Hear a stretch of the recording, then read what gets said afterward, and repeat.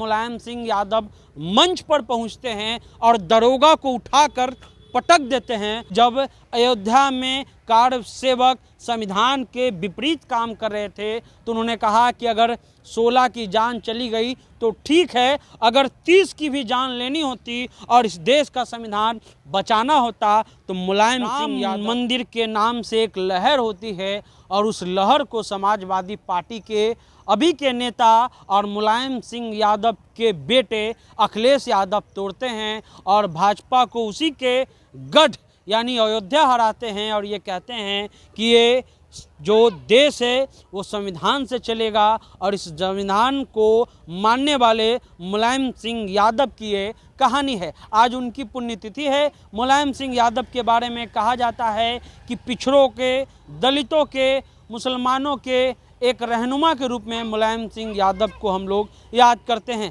आज उनकी पुण्यतिथि है। मुलायम सिंह यादव की कहानी बस इतनी ही है कि एक कवि जब सरकार के खिलाफ अपना कविता कहता है, एक दारोगा आकर के खड़ा हो जाता है और कहता है कि तुमको ये कविता नहीं पढ़ना है। उसके बाद मुलायम सिंह यादव मंच पर पहुंचते हैं और दरोगा को उठाकर पटक देते हैं और कहते हैं कि चाहे कविता हो या कहानी वो तो पढ़ा जाएगा। ये मुलायम सिंह यादव की ही कहानी है कि जब अयोध्या में कार सेवक संविधान के विपरीत काम कर रहे थे तो उन्होंने कहा कि अगर 16 की जान चली गई तो ठीक है, अगर 30 की भी जान लेनी होती और इस देश का संविधान बचाना होता तो मुलायम सिंह यादव एक बार भी नहीं सोचता। तो आज मुलायम सिंह यादव की पुण्यतिथि है, उसी पर ये स्टोरी हम आपको बता रहे हैं। उत्तर प्रदेश के बड़े नेताओं में से एक हैं, देश के बड़े नेताओं में से एक है। देश की राजनीति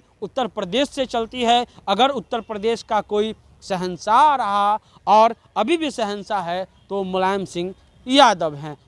यूपी का वो लड़का जो एक दलित छात्र को कुछ अगड़े जाति के लोग पकड़ लेते हैं तो वहाँ अकेले भिड़ जाता है।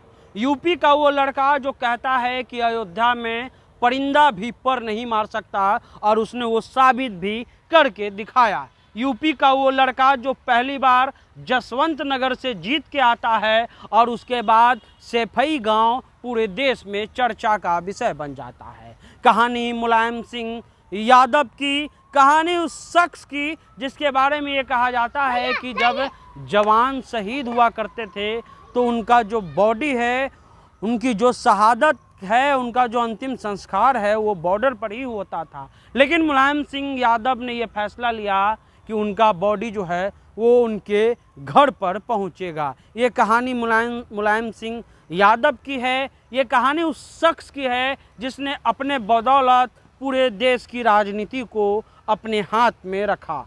उस शख्स की कहानी है जिसने ये नारा दिया कि मिले मुलायम काशी राम, हवा में उड़ गए जय श्री राम। ये सभी नारा, और उस नारे में सबसे बड़ी बात जो कार सेवकों ने संविधान के विरुद्ध कार्य किया और उसमें मुलायम सिंह यादव ने कहा कि अगर 30 गोली भी चलानी पड़ती तो हम चलाते, लेकिन इस देश में अगर जो भी कुछ होगा तो संविधान के सम्मत होगा, संविधान से अलग कुछ नहीं होगा। तो ये कहानी मुलायम सिंह यादव की है, उनके बेटे की है और आज उनकी पुण्यतिथि है।